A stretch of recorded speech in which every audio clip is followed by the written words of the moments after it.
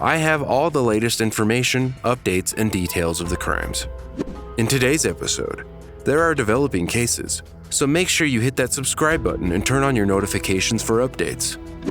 In the early hours of May 19, 2019, a Worcester Pike Road McDonald's employee called 911 after a naked teenager ran up to them in the parking lot.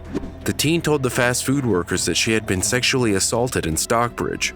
Just over 15 minutes later, Sean Girault placed a call to 911, telling the operator very matter-of-factly that he had just shot his girlfriend, Rachel Asbell. 911, what's the address of your emergency? Please help me. It's 4777 Drive, Medina, Ohio. In the head. What? You what? I shot her in the head. You shot who in the head? My girlfriend. Your girlfriend? How old is your girlfriend? 4. I don't want to call it. Okay. She needs help. Okay. Do you still have the weapon? I don't even know where it is.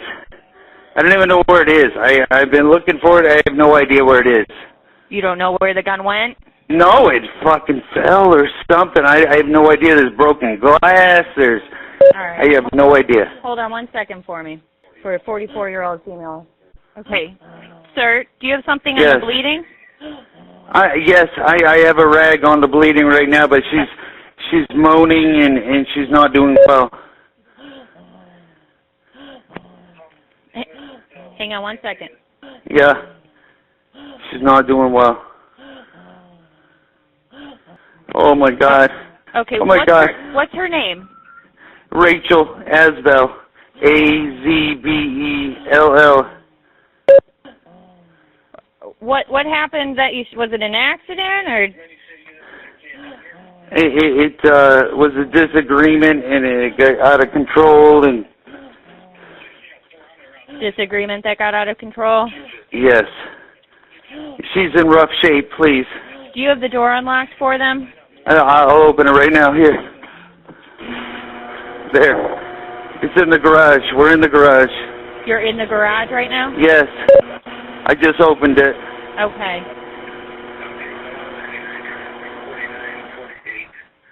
Oh my God. Just apply the pressure to her head on that rag, okay? Okay. Just stay on the line with me. I don't know about this. She's still fighting. She's still fighting. I'm going to go to jail, though. I did this. I can't be here. Oh, my God. Oh, my God, she just died. She just died. Oh, my God. Okay. Are you able to do CPR? She's still fighting. She's still fighting. Wait, come on. Hey, fight! Fight! You got it. Come on. Fight. Okay. Fight. Okay, sir? Yes. All right, I've got officers right down the road. I need you to exit the house and go down towards the street with your hands up. But I'm holding the pressure. They're right down the road. They need you to exit the garage with your hands up. They're still pretty far away. I got to hold the pressure. Okay. I need you to exit the house. They're telling me to have you exit the house with your hands up and go towards the street. I understand that, but they're pretty far away, and I got to hold this pressure to her head. Because that's the thing that's going to keep her alive. Okay. Sir, I've got numerous officers on the way. He wants you in the street before he gets there. That's fine. I don't care what that officer wants. Oh, my God. I can't believe I do this. Okay, I understand. He can see the garage door, but I need you to go out in the street before he'll approach the house. No, that's not going to happen. He needs to come into the garage. I will leave the garage. As I see the lights coming up right now, I will leave the garage as soon as he gets up here. What's your name, sir? Sean Gillerow. She's alive. She's alive. Help her. She's alive. I have children in the house. Come help her. Just come help her. Or shoot me. I don't care. Okay, they don't want to do that. Nah. Shoot me. Please. Please shoot me. I'm holding her face. And I'm talking to your ER. Put your hands up right now. I'm trying to help her. Put your goddamn hands up. Shoot me. Get on the ground. Shoot me. Get on the ground. Shoot me. Shoot me. Shoot me. Shoot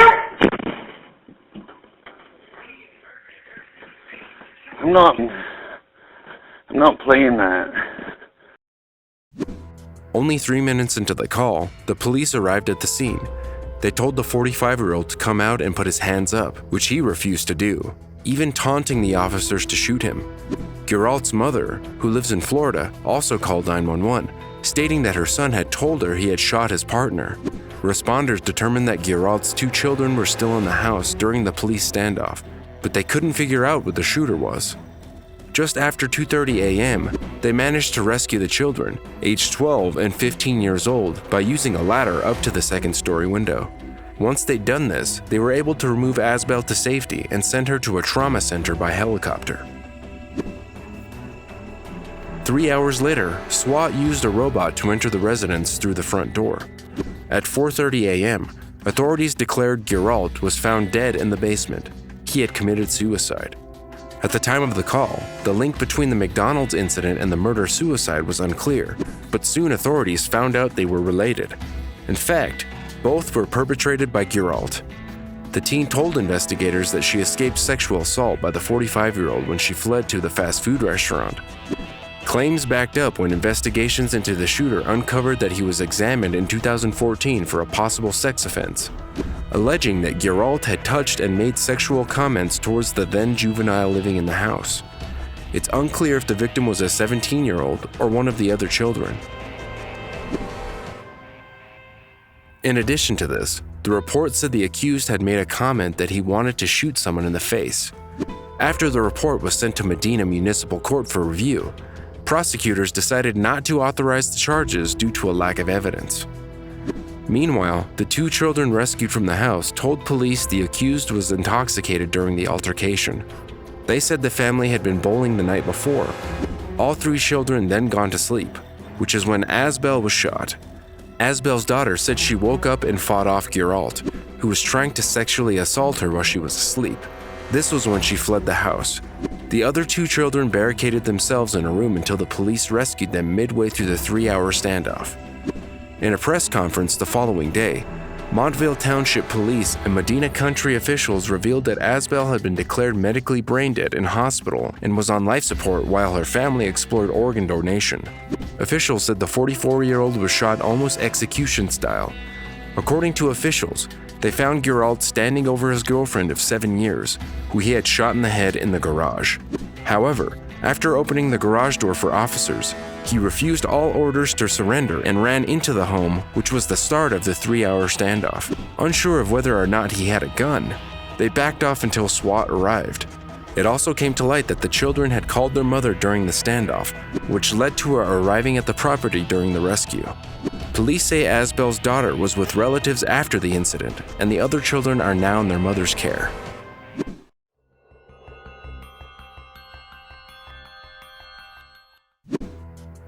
On December 4th, 2018, Maureen Whale called 999 from her North London home where 2 men had robbed her.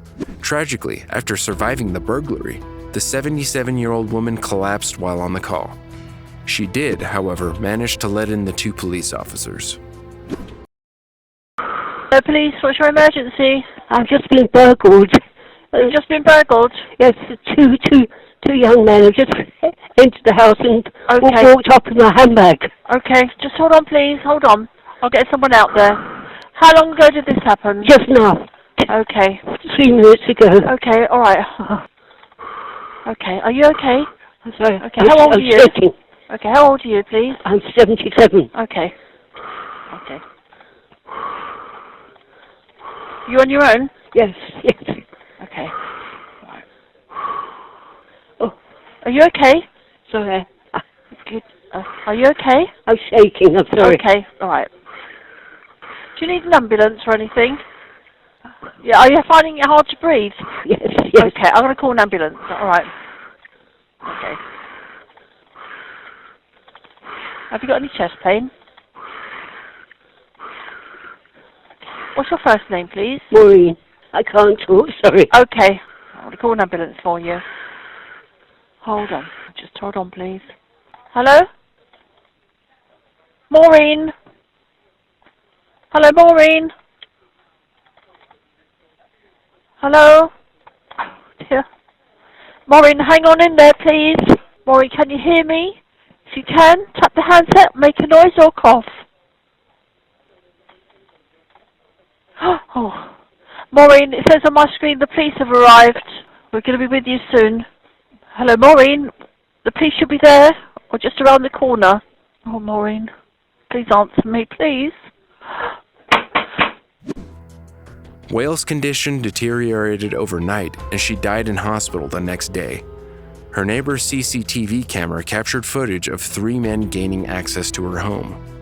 Her niece, Gina Owen, welcomes the charges of manslaughter added to the burglary. Whale's family had lived in the Barnett home since 1928, and she would have celebrated her 78th birthday just days later. The most recent update surrounding the case was published in March last year, when the family issued a fresh appeal for information about the suspects, but seemingly no arrests have been made.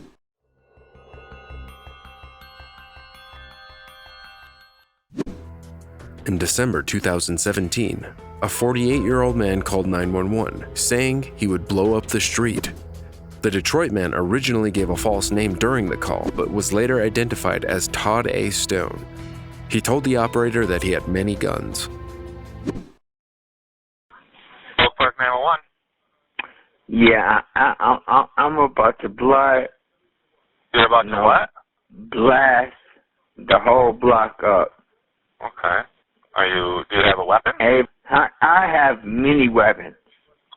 Okay. Okay. Are you alone in the house? No. No. Who else is with you? My mother. She's in the front room. I'm in the back room. And for real, I'm about to some shit up. Okay? Okay, well, just stay on the line with me, okay? What's your name? Arthur. Arthur? Yes. What's your last name, Arthur? James. How old are you, Arthur? Getting at 50. Okay. Stay on the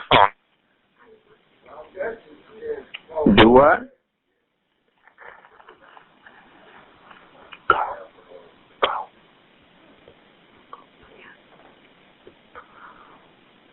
Hello? Hello? Arthur, are you there? Yeah, I'm here. Okay. Just stay on the line, okay? Yeah.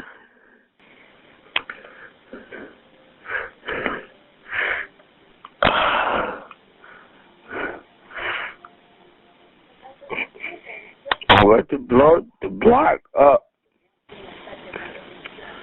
I'm about to blow the whole street. I'm going to blow the whole street up. Arthur, are you there? Yeah. 250. I'm going to blow the whole street up. How are you going to blow the whole street up, Arthur? Think about it. Do you have something there with you that can... Oh, yes. Absolutely. Light the street up. Now, I ain't going to kill nobody, but I will light the street up, and well, if you light the street up, then you might actually harm somebody, Arthur. Oh, it's going to harm me, but that's the point. That's the point. I ain't out to hurt nobody else. So, yeah. Okay. Well, where are you at right now, Arthur? I'm in the den. You're in the den? I come out front, and I'll show you. And I have things lined up for real. Okay. Well, when the time is, I'm going to...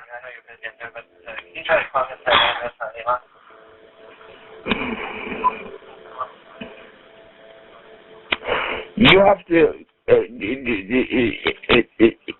this is an emergency situation. Right. Yep. And I'm getting some help. I'm calling you and telling you before I do it. Right.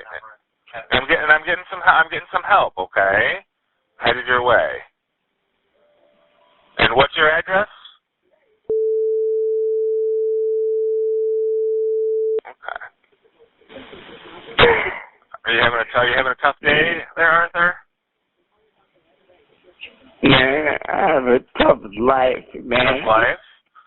What's been going on that it's so tough right now that you wanna harm other people and harm yourself? No. Let's be clear. I don't want to harm other people. Okay. Do you want to harm yourself? I know how to do that. I want to harm myself. You want to harm yourself? Okay. Right. Do you have any I want to weapons? blast off. Do you have any weapons on you right now? Yes. Okay. What kind of weapon do you have on you right now? I have hatchets. I have a gun. I have a hatchet. I have a gun. I have Where's the gun at on you? Right here. Right here. Where's right here? I'm not there, Arthur, so I don't know where that's at. Okay. Is it in your pocket or is it in your waistband? No, it's right here in front of me by the hatchet. Okay. And does it sit on a table or on a couch where you are? Yeah. Okay. Yeah. All right. So, are you sitting down? Or I'm sitting down. You're sitting down. Okay. All right. And when the officers get there, are you willing to walk outside without those weapons? Absolutely. Okay. All right. I'm sending help your way. Okay, Arthur.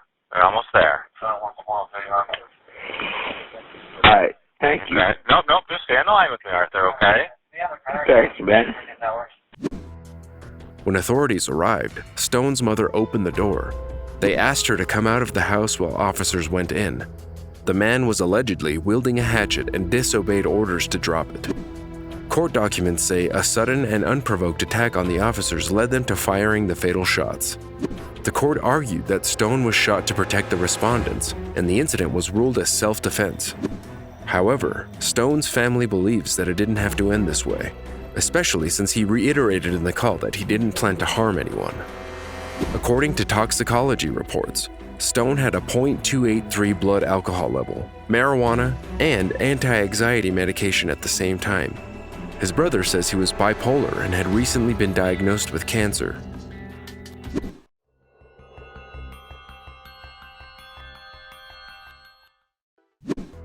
For more True 911 deep dives, subscribe to the channel and hit the notification bell.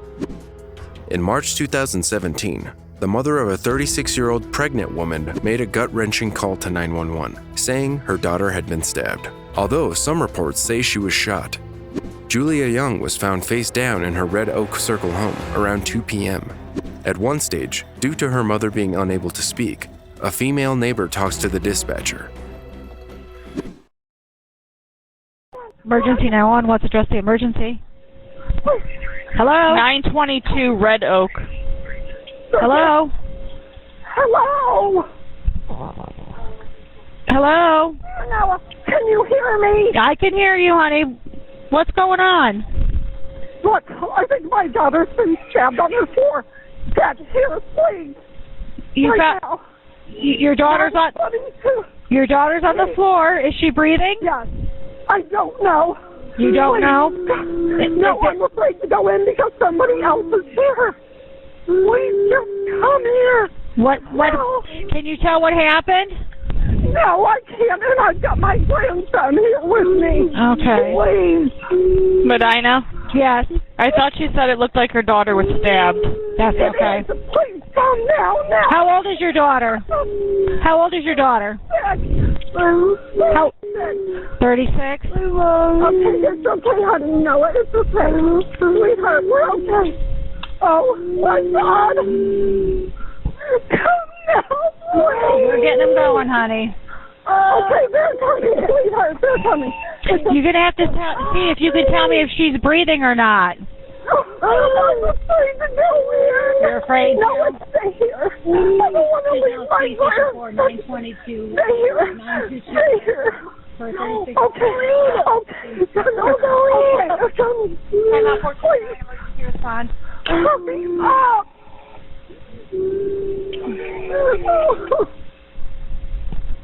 Oh my God! Is there anybody else there with you, honey, that can check to see if she's breathing? Man, who's here? Would have been the one who did it. Who shot it in there?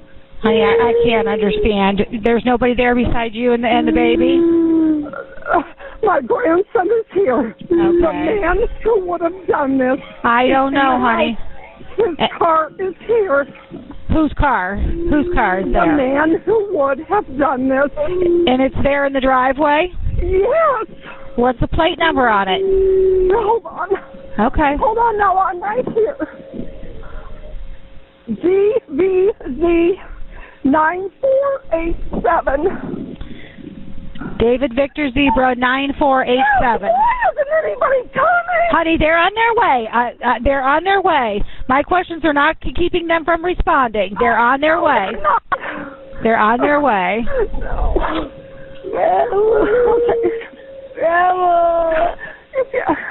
Julie is in there on the floor. Somebody's in there. I know somebody's in there. I can't leave now. No, I have to stay here. Is there are you talking to somebody else, honey? Yeah, somebody in the neighborhood. Somebody. She has no idea. She came home. She's laying on the phone. Yeah, there's nobody there besides her and her grandson. Oh my God, seriously, how much longer can this take? They're on their way, honey. They're going as fast as they can. I know. Well, that's not fast enough. And you have no idea, and nobody's around? You have no idea? No. What kind of car is that in your driveway? Hold on, honey. It's a Chevy Cavalier. It's gold. It's old. Gold. It's an old one, golden color. Okay. I know. She's pregnant. Would you please? She's pregnant too? Hurry up. They're on their way. How far along was she? How far along is she? 6 months? Okay, it's okay. She's 6 months pregnant. Oh, why do I hear somebody coming? Can you tell me where she was stabbed at? The back. It looks like she's lying on the floor. In her back? The back door was open. Maybe he ran out. I don't know. Okay. It was unlocked. It was unlocked, I know. Okay, honey, just stay right here. Okay, I'm going to hang up. Thank you. Okay, honey, they're on their way. Bye. Sadly, the family will never know what happened before the murder because 43-year-old Cedric Jones had shot himself after killing the woman. Police say the couple had a volatile on and off relationship, but many questions from the victim's family remain unanswered since it is a closed case. The young's father, Philip Duke, said his daughter had 2 sons from a previous relationship, and he presumed Jones killed her because he didn't want to have a baby. Although he was not able to speak on camera, he told media outlets that Young had often volunteered to help domestic violence victims. Duke said she was scheduled to have a cesarean on his birthday, May 17th. Young's 2 sons, who were 13 and 10 at the time of her murder, are living with their biological father. The community hung pink and purple ribbons in remembrance of her.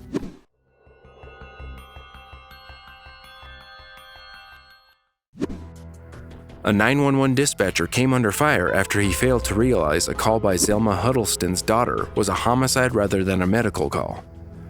After 5 minutes on the call, the dispatcher transferred it to the police. The woman called for help just after 10 a.m. on October 19, 2017, from her mother's Bradenton home. It's 911. Manatee County 911, what's the address? Yes. She's dead on the floor. What is your address, ma'am? 2311 3rd Avenue West. I think she's been killed. Oh, okay, give me just 1 second. Okay, the dog's gone. Ma'am, give me your address one more time to make sure I have it correct.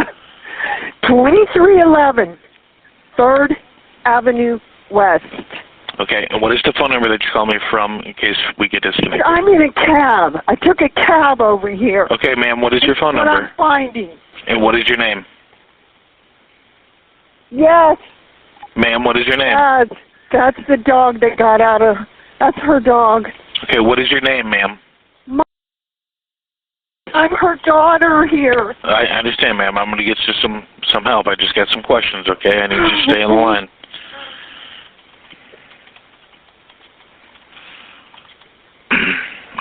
Are you there now? You need to get her a leash. Come on, baby. Hey, how old is your mother? Oh, God. She's 82. I think she's dead. I think she's been murdered or killed or something. There's blood all over the floor. Is she awake? Is she breathing? No, I haven't touched her. I haven't done anything except for come outside and call you. Okay, I understand. Yeah, give me just 1 second, okay? Oh, God. For medical, what is the obvious death one? What is the obvious death? What? These people are freaking out. I'm just... Do you have a leash?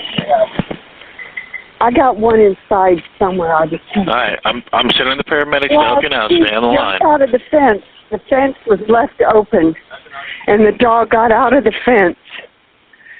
The dog was in the house. I come over here. Okay, ma'am. And the dog's out. The neighbor down the street got the dog back. Ma'am? Yes. Tell me, please, why does it look like she's dead? What? Tell me, please, why does it look like she's dead? There's blood everywhere. There's a knife on the floor. The neighbor across the street, Misty, was supposed to be taking care of her until I got back. Where's the blood coming from? Yesterday afternoon. I haven't been back until now. I got to get over here. There's blood. I'm inside the house. It's all blood. Everything. It's almost like she has spit or something. I don't know. Okay, ma'am, is there a defibrillator available? Send someone to get it now and tell me when you have it. What? Is there a defibrillator available? No. My mother... No. We're thinking... Yes, we're... Oh, God, I just talked to her lawyer. Everything's in will and trust. God, I just talked to her. Okay, my mother's lawyer's secretary this morning called me back because I was trying to get my mother some help last week. Ma'am. What? I've got help on the I've got help on the way. I need you to calm down, okay? I gotta go get her dog. Ma'am, just stay on the line with me. Oh, God. Do you think she's beyond any help? Look, I'm setting the phone down. I gotta go get the freaking dog, okay? Ma'am, stay on the line with me. Oh, God. Should I go see if the neighbors across the street that was supposed to watch my mother? I need you to say right where you're at. Give me just 1 second, okay? Like, she says that there's blood everywhere. She thinks that someone may have murdered her. It's in Burlington's territory. Transfer it. I'm done with the medical. Ma'am, I've already got an ambulance on the way, but I'm gonna transfer you, ma'am. I'm gonna transfer you over to the Bradenton Police Department. I need you to talk to them, okay? Oh, God. Yeah, they're on the way. Bradenton 911, what is the address of the emergency? Dad. I'm transferring you 2311 3rd Avenue West. Questioning police assistance. We are sending paramedics. Okay. Hello, caller. Hello, caller. Hello. Police say a knife was found beside 82-year-old Zelma Huddleston's body, along with a keychain engraved with the name Misty. The elderly lady's neighbor, 55-year-old Misty Whitley, lived across the street and helped Huddleston prepare meals. Melody McGinnis, the victim's daughter, went to ask Whitley what happened after discovering the gruesome scene. The neighbor said McGinnis's mother had gotten physical, and she had to act in self-defense. The accused had blood on her hands and clothes at the time. Whitley pleaded no contest to charges that include manslaughter. She took a plea agreement and was sentenced to 15 years in prison and 15 years probation. During the trial, the court heard that the 55-year-old had beaten the elderly neighbor to death with a lamp and fireplace poker from inside her home. The killer's mental health also came into the spotlight. She is diagnosed with bipolar disorder, hyperanxiety, and chronic depression. As a result, her agreement conditions include that she undergo a mental health evaluation, any treatment deemed necessary, and take any and all medications prescribed. Meanwhile, for the shaken dispatcher, it was determined that the delay in passing on the information to the police would not have changed the outcome, as Huddleston had already been dead for 13 hours when her daughter found her. He was sent for an additional training.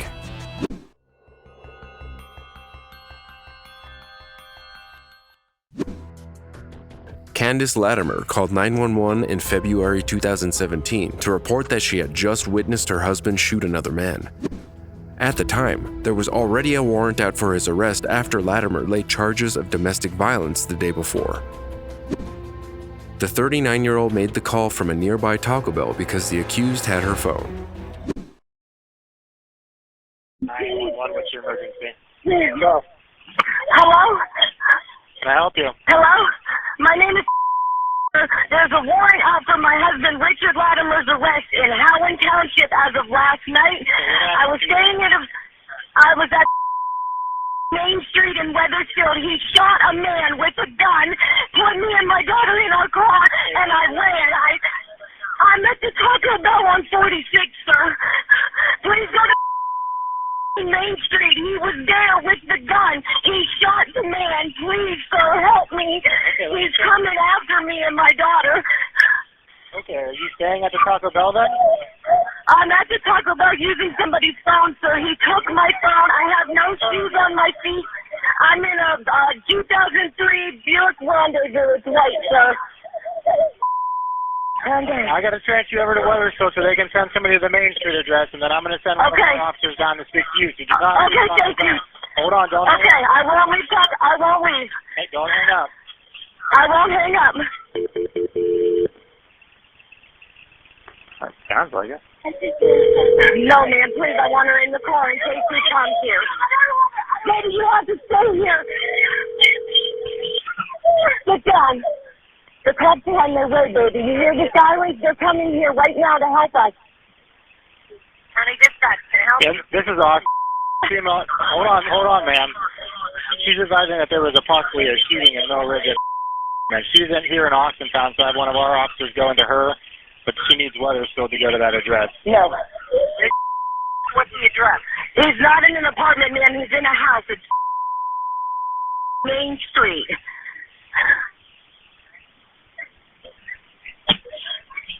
You think he was shot, or you think he shot? No, my husband shot another man. My husband tried to kidnap me and my daughter. He had a gun, ma'am. At Main Street. The man is there. I saw him shoot him, and he made me and my daughter leave the house. He tried to get in the car with us, and I locked the doors, and I took off down the street, and I came to where there were people, because I don't have a phone. He took my phone. Okay. Where is your husband? Richard Latimer is my husband. He's the one who shot the man. Okay, where's Richard? He was on foot, ma'am, with a gun, and I took off with our 9-year-old daughter. What kind of gun was it? I don't know. I don't know anything about guns, ma'am. I don't know. All right. Was it a handgun? Was it a rifle? Was it a shotgun? It was a handgun. He was holding it. It was black. That's all I saw. I'm on the phone. The police are on their way. Okay. Somebody needs to pick up my board, please.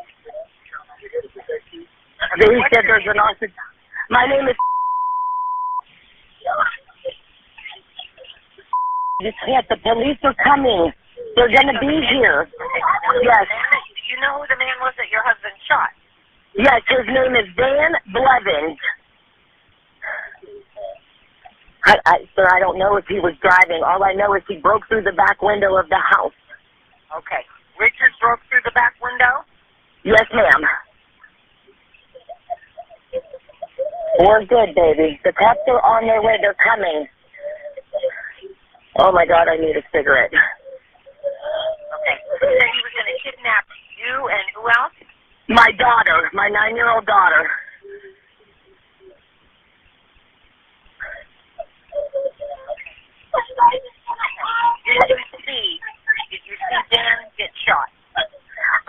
him shoot him, yes, ma'am. I didn't see, like, any blood or anything. I panicked. I did what he told me to do. Okay, so then how did you get away? My car was parked in the garage. He took Van's keys, opened the garage, told me and my daughter to get in. He said... Before the Tuesday evening call, Candace Latimer's husband, Richard, broke into Van Bleven's home through a back window and shot the 44-year-old. Latimer then tried to kidnap his daughter and wife, but his wife escaped to Taco Bell down the road, where she made the call. Bystanders stayed with the Austintown woman and child until police arrived and took them into protective custody. Latimer says her husband had planned to set the house alight. It is unclear whether Bleven was romantically involved with Candace Latimer. For the next few hours, authorities used Latimer's phone to track him down. His phone pinged at Giant Eagle before being turned off. Just after 9 p.m., his friends called 911 and said Latimer told them he would take his own life. The friend says he was frantic and hysterical while they were making plans to meet at Giant Eagle Plaza. When the shooter arrived at the scene, the unnamed friend and their partner got out of the car. As Latimer put the gun to his own head, police yelled for him to drop his weapon, but police shot him before he pulled the trigger. The officers who shot Latimer were cleared of all charges, as his behavior was consistent with suicide by cop. During the investigation into the incident, Tina Davies was arrested for tampering with evidence and obstructing justice. The 34-year-old was dating Latimer at the time of the shooting. She told investigators that her boyfriend, who she knew as Richard Ritzes, asked her to borrow her gun, which he later used in the murder. Davies also revealed that Latimer had gone to her apartment after the shooting, where she washed his bloody clothes. She then took her 8-year-old daughter with her to buy bleach and paper towels to help the shooter clean gun residue off his hands. In court, the woman told the judge she wasn't thinking clearly and she was acting out of fear. Davies was sentenced to 5 years probation along with other sanctions like a curfew and community service.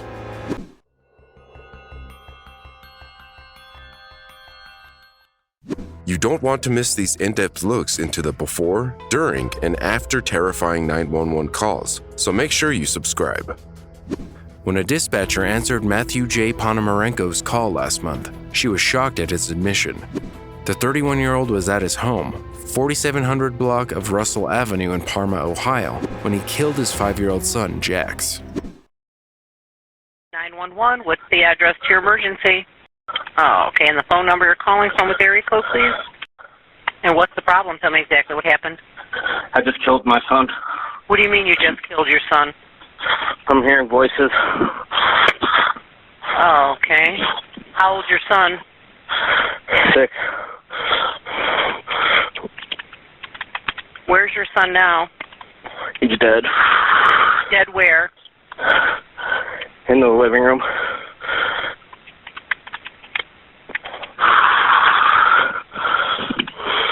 All right. Do you have any weapons? Can you just send in cops? Yeah, we're doing that now. What's your name? Matt Ponomarenko. I'm sorry, the first name? Matt. Matt? Spell your last name for me, Matt. Ponomarenko.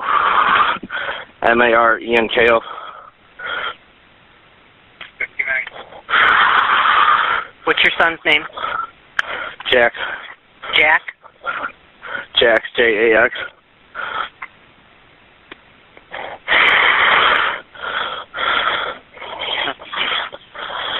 And you said you're hearing voices? Yes. All right, how did you kill your son? With a baseball bat. You killed him with a baseball bat? Mm-hmm.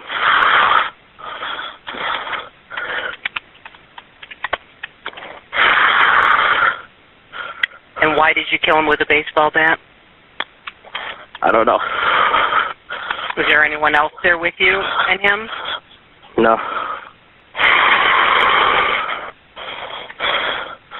Okay. All right, Matt, we've got some units on the way, okay? I want you to stay on the phone with me. And when did you do that? Matt, when did you kill your son? Matt? Yeah. When did this happen? I'm shaking. I understand. When did this happen, Matt? When did this happen? Okay, Matt, do you have any other weapons in the home? No. And when did this happen? Okay. And when did this happen, Matt? Matt, you still there with me? Although he admits to beating the child to death with the baseball bat, there has been no indication to the events of that day. On Monday, March 25th, the Parma community held a vigil for the little boy, who Steps Academy teachers described as a blessing who loved singing and music. They remembered how much joy he brought to his teachers and classmates. His older brother also shared a heartbreaking message. His family was often inconsolable during the 2-hour-long vigil, but laughter at the memories of the cheerful child was also shared.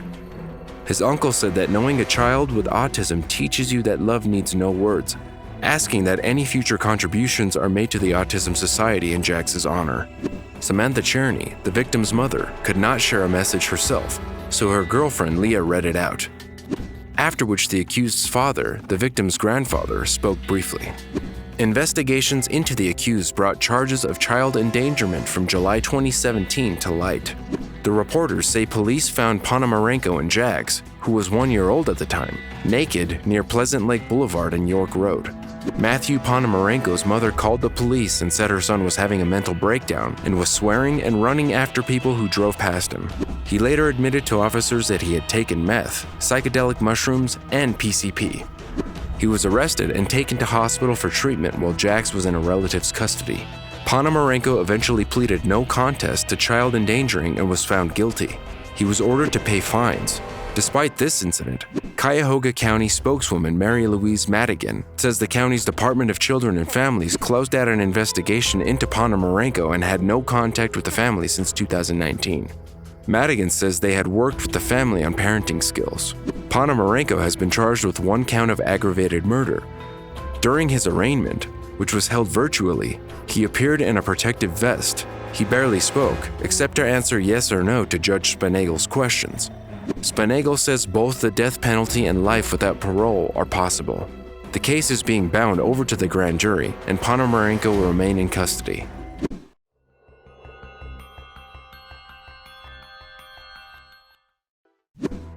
Welsh hospital electrical engineer and rugby player, 26-year-old Matthew Jones, frantically called 999 when his 15-week-old son, Cody Rise Williams Jones, became unresponsive.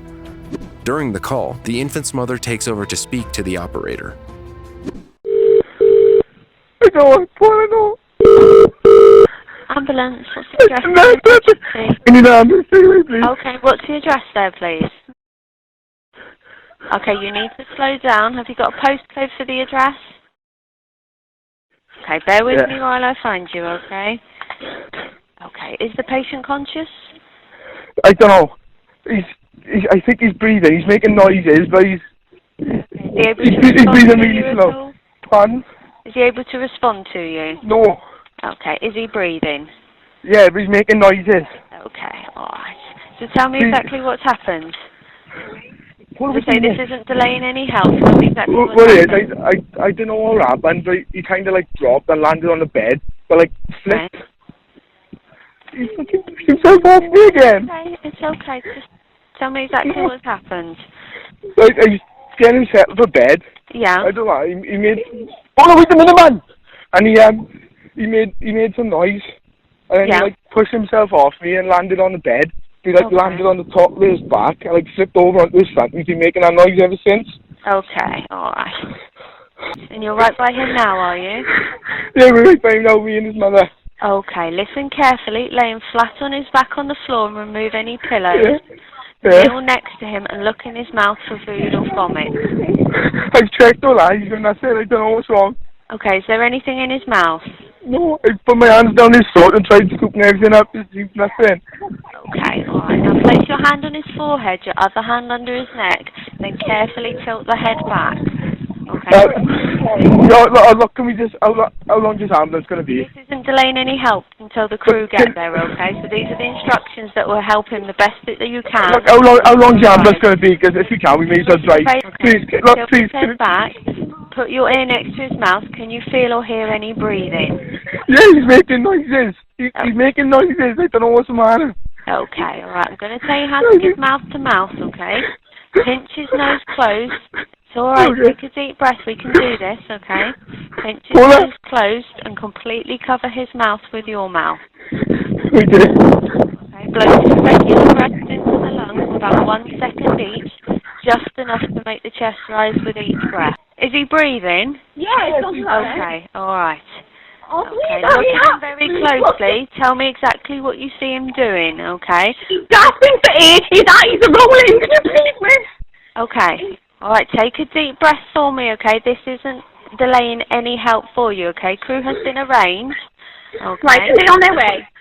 Help has been arranged for you, and these instructions aren't delaying that help, okay? Stop breathing. Could you please hurry up? I need you to calm down and listen to me. This is going to give him the best help until we arrive. Alright, wait, what am I supposed to do? As he's not breathing enough, I need you to pinch his nose closed and completely cover his mouth with your mouth. Then blow 2 regular breaths into the lungs, about 1 second each, just enough to make the chest rise with each breath. Where is this ambulance, please? It's the nearest available crew. They'll be with you as soon as they can. They'll be with you as soon as they can. This is going to give him the best chance until he arrives, okay? You're doing really well. You just need to keep going. Come on. Okay? Now from now on, give 2 breaths then 30 pumps. 2 breaths and 30 pumps. Yeah, right. Okay? Did you hear me? Sorry, what did you say? I said now from now on, give 2 breaths and 30 pumps. 2 breaths and 30 pumps. Okay? Keep doing it until help can take over. Okay? If anything changes, tell me immediately. I'm staying on the phone with you. Okay? Hiya, sorry, the ambulance is here. Should I go? Are they right with you? Yeah, they've got the city. Are they right with the patient, are they? Yeah. Okay, I'll leave you with the crew, okay? Alright. Alright, you did really well, okay? Jones called the baby's mother, Paula Williams, and said he didn't know what was wrong with the child. She then rushed home from her sister's house and the father made the call. The infant died in hospital the next day. Although Jones was adamant that the baby had pushed off him and landed on the bed when he turned to get a dummy and teething gel. A post-mortem examination found Cody's injuries were likely due to an episode of abusive head trauma involving a shaking mechanism. Marion McGowan, a consultant pediatrician, said Cody had been in general good health before the incident and had not suffered any significant medical problems. She added that, in her opinion, the infant could not have been killed the way his father claimed. Jones was charged with murder and manslaughter, but he denied both charges. He told the court he worked long hours and was often tired, admitting that he had taken it out on Williams. He reiterated that he was not an angry person and would never intentionally harm his son. In contrast, in Williams' testimony, she told the court Jones wasn't happy when she found out she was pregnant. They had only been together for about 9 months at the time. He had allegedly told her to terminate the pregnancy and refused to date her if she kept the child. Eventually, when Jones found out the baby was a boy, he wanted to be a father and wanted to get back together with Williams. She recounted that they then rented a property together. She said Cody was sometimes difficult to settle, and the pair were often tired, but he was a happy baby. The 15-week-old's mother said she wasn't concerned about Jones when Cody was in her care, even though text messages in court painted a different picture. In one message, the mother said Jones had rocked the baby too hard in his baby chair. Another read, "It's hard when you say those things all the time. It really gets to me. I didn't pick him up at all. But it's all right for you to pick him up by his baby grow, calling him a pleb, and pushing him in his baby chair like that." She also told the court Jones had fits of white rage. After a 3-week trial, the 26-year-old was jailed for 9 years. He was acquitted of murder but convicted of manslaughter. He sobbed while receiving the conviction.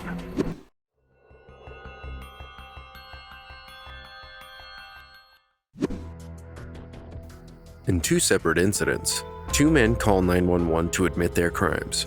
In the first call, a Hinckley Township man calls 911 to hand himself over after shooting his siblings. In the second call, a hatchet-wielding man tells the operator he wants to blow up his neighborhood. In the third terrifying call, a domestic violence incident ends with police shooting the suspect in a parking lot hours later. For more true 911 calls and their aftermath, click the subscribe button. Just after 2 a.m. on February 5, 2016, Dean Sims made a calm call to 911, admitting that he had killed his siblings. Investigations later revealed that authorities had been called to the house earlier that day for a domestic dispute. The 42-year-old from Hinckley Township seemed annoyed with the operator throughout the call. 911, what's the address of your emergency? Is this Hinckley? Yes, it is. This is 911. What's the address of your emergency?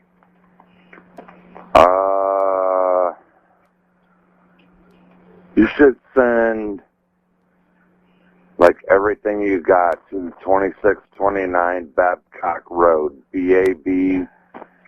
Okay, what's going on there? I just killed my brother and sister. You just killed your brother and sister? Yes, ma'am. I'm going to be going away for life. Okay, what is your name? What's your name? Doesn't matter. My name is Dean Sims. Okay, Dean, and how did you kill them? I guess I'll have to come and find out. A shotgun. Okay, you killed them with a shotgun? Where's the gun now? Oh, it's sitting on the kitchen table. I'm going away for life. I don't care. Okay. Okay, This is all true. This is fact. You know. Okay, Dean, what made you do that? Lifelong of headache. Okay, who else is in the house with you? Is anybody else in the house with you right now, Dean? No, just me. Where are they? This is not a joke. Okay, I understand it's not a joke. Okay, and you said you killed them both with the shotgun? Yes, ma'am. Okay, and the shotgun's in the kitchen right now? It's sitting on the kitchen table. Okay. Yes. Are there any other weapons in the house?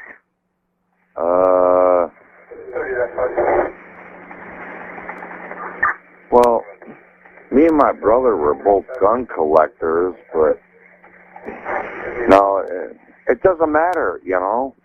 Okay, well, I don't want the officers to get hurt, and I don't want you to get hurt. No. Nothing like that. Hinckley police were here earlier, and you know, I just couldn't deal with it anymore. So I snapped. I'm sorry. So now I'm out of 2 siblings. It's not a pretty sight. Okay.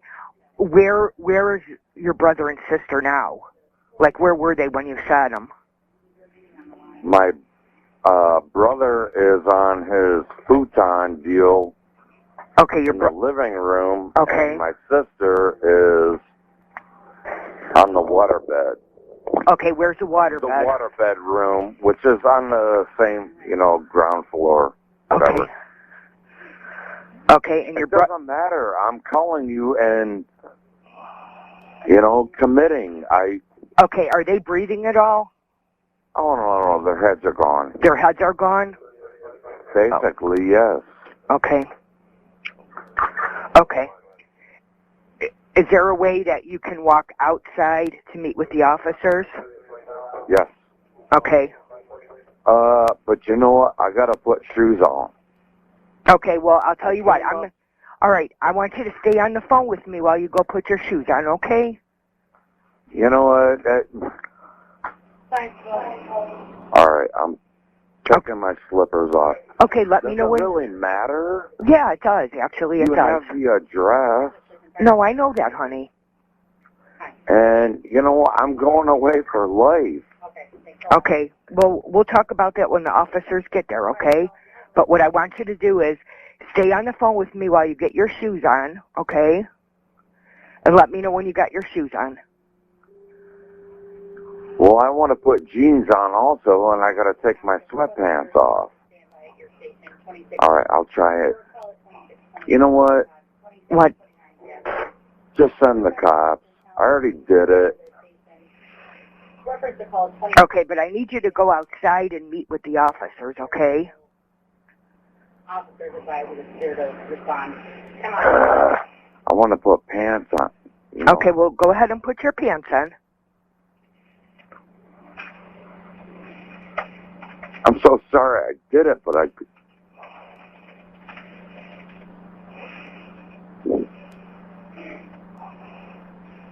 All right, I just want to make sure the officers are safe and that you're not going to get hurt either, all right? No, I'm done. I'm trying to... I even called my very good buddy and I said, you'll probably never see me again. Did you tell him what you did? Pardon? Did you tell your friend what you did? Yeah. And what did he say? All he could do was sigh and say, oh my gosh. You know, okay, here's the thing. I need 2 hands. Okay, what do you mean you need 2 hands? To pull my drawers up. Oh, okay, well, set the phone down, but I don't want you to hang it up, okay? No, I won't. Okay, I promise. go ahead. Set the phone down to put your pants on. All right. Sims fatally shot 52-year-old Cynthia Gessamman and 45-year-old Randy Sikowitz with a shotgun at their home in Brunswick. The 3 were living together at the time of the shooting. In the first incident, Gessamman called police for help, alleging that Sims was drunk and violent. However, when they arrived, they separated the 2 and left soon after. The killer has a criminal history with previous convictions for drunken driving and traffic violations. Initially, Sims pleaded not guilty to murder and aggravated murder charges, despite his admission in the 911 call. He later changed it to a guilty plea and was sentenced to life in prison without the chance of parole. Sims never revealed why he committed the crime.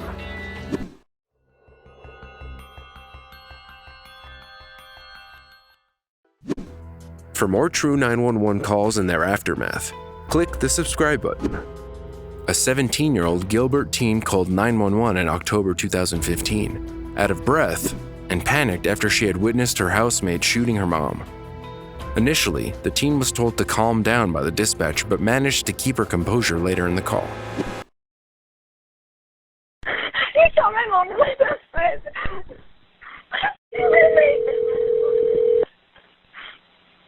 911, where is your emergency? My roommate just shot my mom and my best friend. What is the address?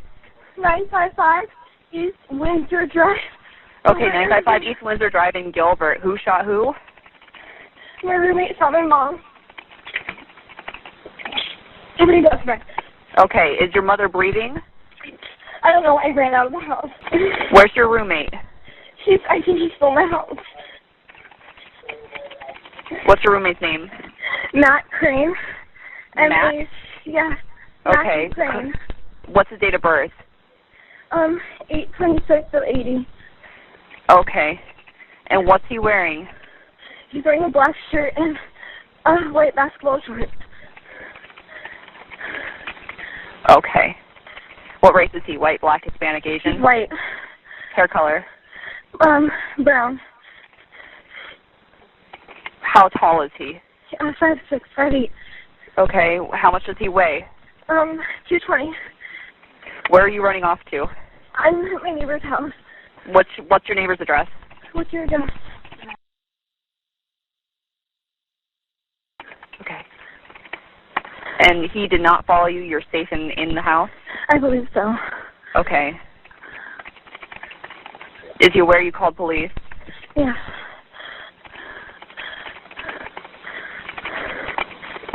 What made him do this to your mom? We told him that he had to move out on the 31st. Okay. Please, can you send an ambulance? We're on the way. We're lights and sirens on the way. We're not slowing down, okay? So those argument over telling him he has to move out, okay? Is that right? Excuse me? He had to move out. That's why he got angry. Yeah. Who else is in the house? Just them two. She's not everyone there. Where's your mom in the house? She's upstairs in her bedroom. Okay, she's in the upstairs bedroom? Yeah. Okay, take a deep breath for me, okay? You're doing great. The girl's 17-year-old boyfriend, Alex Tamborski, and her mother, 43-year-old Stacy Stewart, were both shot by 35-year-old Matthew Crane after he was told to move out. During an argument with the mother, police records say he threatened Stewart's daughter with a gun, and she told her mother of the threats. The teen and her boyfriend, Tamborski, hid in separate bedrooms. The call didn't mention when the teenage boy was shot, but he was declared dead on the scene. Stacy Stewart was transported to the hospital, where she later died from her injuries. After the shooting, Crane fled the scene. Soon after, a second call came in from a neighbor who had heard footsteps near their bedroom door. The neighbor told the dispatcher she saw some bushes moving in the backyard of the home next door and that a police helicopter was hovering overhead. The dispatcher told the couple to stay inside. 6 hours later, Crane was found walking close to a canal near Williams Field and Ashland Ranch roads. Police say the 35-year-old made an obscene gesture at police and ran away.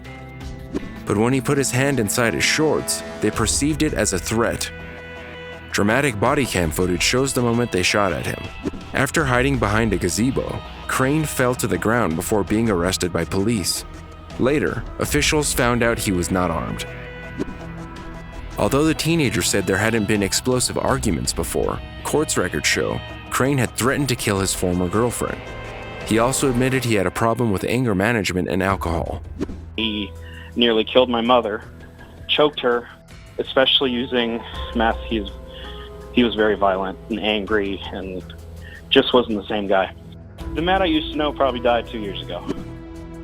A former friend, Matt Pasonin, said his mother dated the shooter for about 7 years until he tried to choke her. Crane had just been released from his 3 years of probation for the 2013 amended charge of criminal trespassing and threatening and intimidating as a domestic violence offense.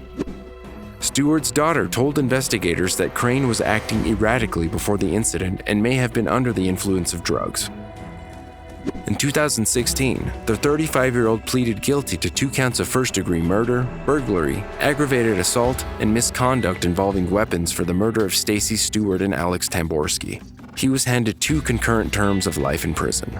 That's it for today. Don't forget to like this video if you found it interesting, and subscribe to join us in the next episode of True 911.